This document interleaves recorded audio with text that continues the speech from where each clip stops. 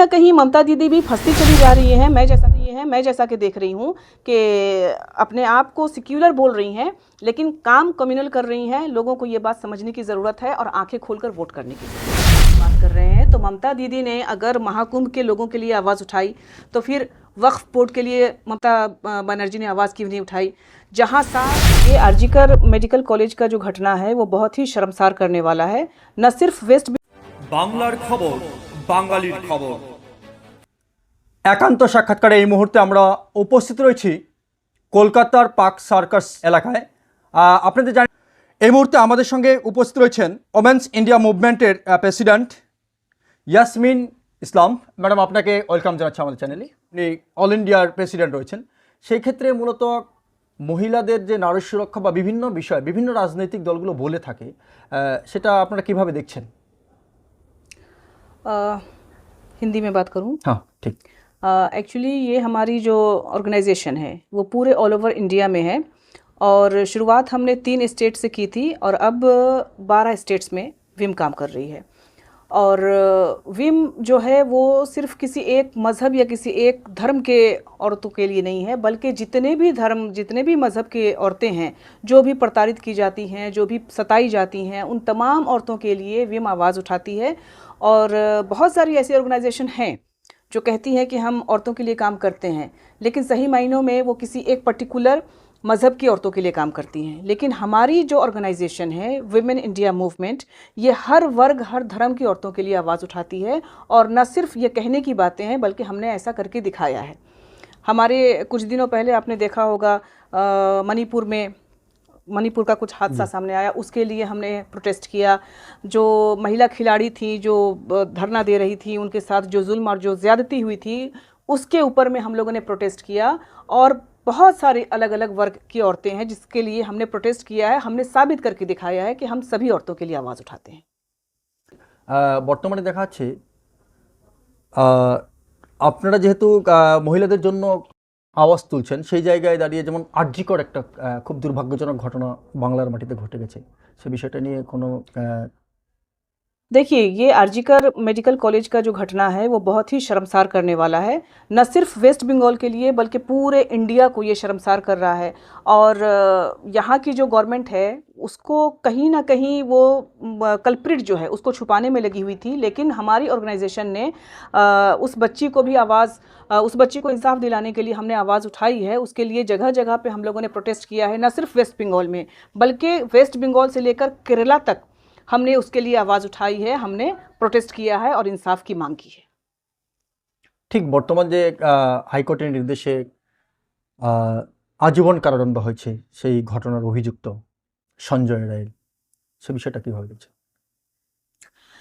देखिए, ये तो बिल्कुल सोची समझी बात है कि बहुत दिनों तक उसको छुपाया गया।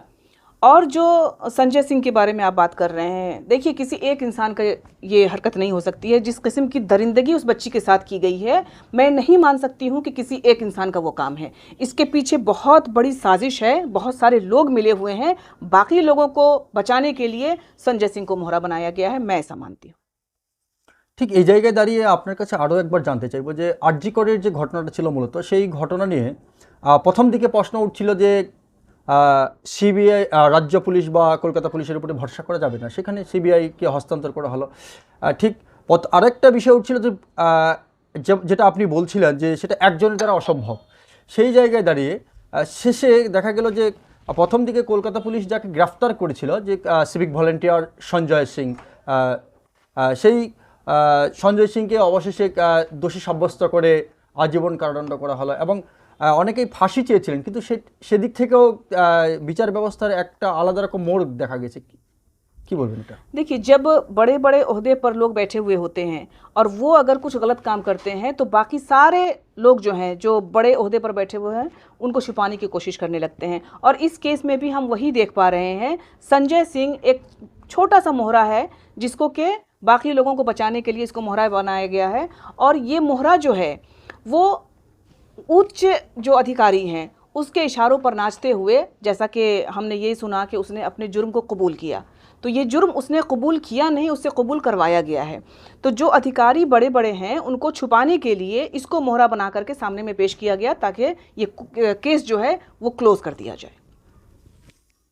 ঠিক আরও একটা বিষয়ের দিকে আমরা লক্ষ্য রাখতে চলেছি।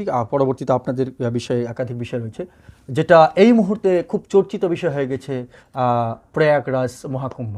সেই মহাকুম্ভে অসংখ্য মানুষের প্রাণ গিয়েছে। সেটা বাংলার মুখ্যমন্ত্রী মমতা বন্দ্যোপাধ্যায় তিনি বলছেন বিধানসভায় দাঁড়িয়ে যে সেটা মৃত্যু কুম্ভে পরিণত হয়েছে। কি বলবেন? देखिए, ये जो महाकुंभ का मामला है ये तो बदइंतज़ामी का सबसे बड़ा सबूत है। जहाँ सरकार बोलती है कि हमने दिन और रात काम करके बहुत बड़े मसले सुलझाए हैं और महाकुंभ के लिए बहुत सारे इंतज़ामात किए हैं, वहाँ पे हमें देखने को मिलता है कि सरकार किस तरह से फेलियर है। कैसे यूपी सरकार से लेकर के जो केंद्र सरकार है वो तमाम सरकारों की जो नाकामी है वो हमें देखने को मिल रही है। और ममता दीदी की जो आप बात कर रहे हैं, तो ममता दीदी ने अगर महाकुंभ के लोगों के लिए आवाज़ उठाई तो फिर वक्फ बोर्ड के लिए ममता बनर्जी ने आवाज़ क्यों नहीं उठाई? जहां सारे मुल्क में वक्फ बोर्ड को बैन करने की बात चल रही है और पूरे मुल्क में सिर्फ एक वाहिद एसडीपीआई ऐसी पार्टी है जो इसके लिए आवाज़ उठा रही है, वहाँ पे ममता बनर्जी क्या कर रही हैं? जो अपने आप को सेक्युलर होने का दावा करती हैं और लोगों से इसी बात पर वोट लेती हैं कि हम सेक्युलर हैं, हर किसी की भलाई के लिए काम करते हैं, वहाँ हमें तो सिर्फ एक ही वर्ग के लोगों की भलाई नज़र आती है। जो अल्पसंख्यक हैं, जो माइनॉरिटीज़ हैं, उनके बारे में कहाँ सोच रही है ममता सरकार? अगर आप कह रहे हैं कि ममता सरकार ने पार्लियामेंट में महाकुंभ का मसला उजागर किया है, तो बाकी मणिपुर के बारे में उन्होंने कुछ क्यों नहीं कहा? हमारे खिलाड़ियों के बारे में उन्होंने कुछ क्यों नहीं कहा? अभी वक्फ का इतना बड़ा मसला चल रहा है, उसके ऊपर उन्होंने कुछ क्यों नहीं कहा? यूसीसी का मसला चल रहा है, उसके ऊपर में ममता बनर्जी खामोश क्यों है? तो ये सेक्युलरिज्म का जो ढोंग ये लोग कर रहे हैं, ये काबिल बर्दाश्त नहीं है। इनको एक प्लेटफॉर्म पे आ जाना चाहिए कि हम कम्युनल हैं। सेक्युलरिज्म का जो चोला पहने हुए जो काम कर रहे हैं, उनको अब ये चोला उतार देना चाहिए। ঠিক অপরদিকে আরও একটা বিষয় লক্ষ্য করা যাচ্ছে, বিশেষ করে বাংলায় একটা বিষয় লক্ষ্য করা যাচ্ছে যে হয়তো 2026-এর বিধানসভা নির্বাচনে একটা সাম্প্রদায়িক ইস্যুর উপরেই নির্ভর করে নির্বাচন হতে পারে। কারণ বিজেপির বিধায়ক তথা বিরোধী দলনেতা বারবার তিনি বলছেন যে 4 থেকে 5% হিন্দু যদি একত্রিত আর হতে পারে তাহলে হিন্দু মুখ্যমন্ত্রী হবে। বা তবে কি কোনো দিক থেকে মনে হচ্ছে যে মমতা বন্দ্যোপাধ্যায় মুসলমান মুখ্যমন্ত্রী? नहीं, देखिए, जहाँ पे दूसरी पार्टियां जो हैं वो अपने आप को जिस तरीके से, मैं अगर बीजेपी की बात करूं तो वो पूरी तरीके से कम्युनल है, वो एक्सेप्ट भी करती है इस चीज़ को, वो अपने आप को सेक्युलर नहीं बोलती हैं। लेकिन दूसरी पार्टियां अपने आप को सेक्युलर बोलती हैं लेकिन काम कम्युनल करती हैं। तो यहाँ पर भी जो ममता दीदी की जो सरकार है वो भी कम्युनल काम ही कर रही हैं और सेक्युलरिज्म का वो चोला पहन करके लोगों को लूट रही हैं। छोटे छोटे फ़ायदे दिखा करके लोगों को अपनी तरफ आकर्षित तो कर रही हैं, लेकिन जहां सही मायनों में आवाज़ उठाने की बात आती है, माइनॉरिटीज़ के ऊपर में ज़बान खोलने की बात आती है, ये सारी पार्टियां जो हैं वो चुप्पी साध लेती हैं। जैसा कि मैंने अभी आपके सामने वक्फ बोर्ड के बारे में बताया, यूसीसी के बारे में बताया, तो आने वाले विधानसभा में भी ये अपने आप को सेक्युलर बता करके मुस्लिम वोट हासिल करने की कोशिश करेंगे।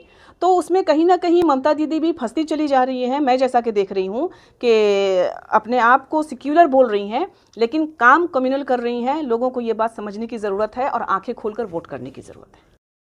অসংখ্য ধন্যবাদ। আপনাকে আরও একটা বিষয় জানতে চাইব যে আপনি একজন মহিলা হিসেবে যেহেতু এসডিপিআই পার্টির যে আদর্শে আপনারা চলছেন, বিশেষ করে সেই জায়গায় দাঁড়িয়ে মহিলাদের জন্য কি মেসেজ থাকবে?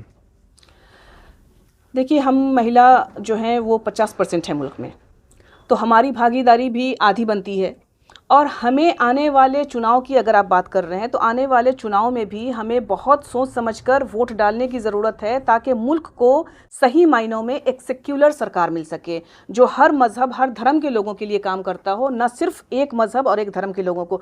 जिस तरीके से अभी आप देख रहे हैं कि हिंदुओं को एकजुट करने की बातें की जा रही है और मुसलमानों को तबाह बर्बाद करने की बातें या मुल्क से निकालने की बातें, दरबदर करने की बातें की जा रही है। तो ये मुल्क सिर्फ एक धर्म के लोगों का नहीं है। इस मुल्क को आज़ादी दिलाने में मुस्लिम ने, सिख ने, ईसाई ने, हिंदुओं ने, हर किसी ने जी तोड़ मेहनत की है और उस वक्त सबने सिर्फ एक ही लक्ष्य रखा था कि हमें मुल्क को आज़ाद करवाना है अंग्रेज़ों के चंगुल से। तो सब ने मिलकर के मुल्क को आज़ाद करवाया है। और अभी जिस हिसाब से मैं देख रही हूँ कि बाकी लोगों की तो बातें छोड़ दीजिए, महिलाओं की भी कोई इज्जत नहीं है सरकार की नज़र में। वो बेटी बचाओ बेटी पढ़ाओ की बातें तो करती हैं, लेकिन महिलाओं के ऊपर में थोड़ी सी भी उनकी कोई जद्दोजहद नहीं है, कोई कोशिश नहीं है।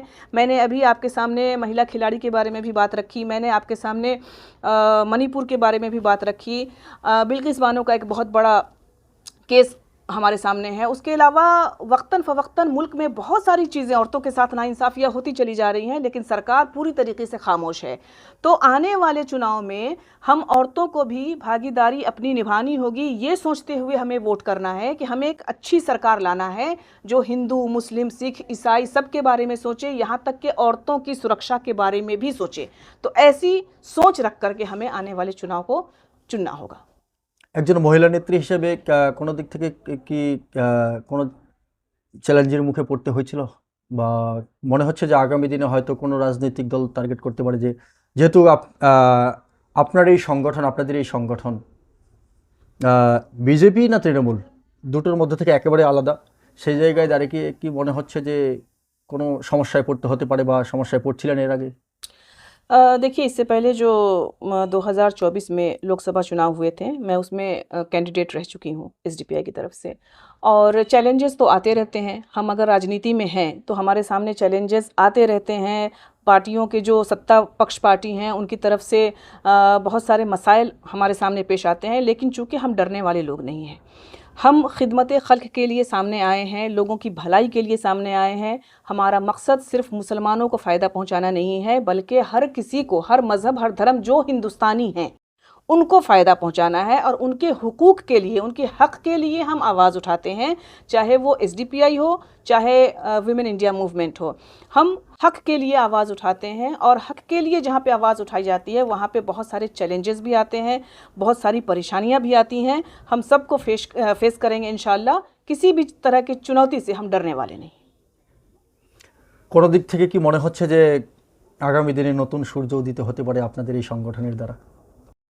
देखिए, एसडीपीआई जिस तरीके से काम कर रही है उस तरीके से अगर आप देखेंगे तो दूसरी कोई पार्टी नहीं कर रही है। हर किसी के लिए, हर मुस्लिमों के लिए आवाज़ अगर उठा रहा है तो एसडीपीआई है, और धीरे धीरे लोगों के समझ में भी ये बात आएगी कि एसडीपीआई ही एक ऐसी पार्टी है जो उनके लिए आवाज़ उठा रही है और हर मौके पर उनके लिए खड़ी है।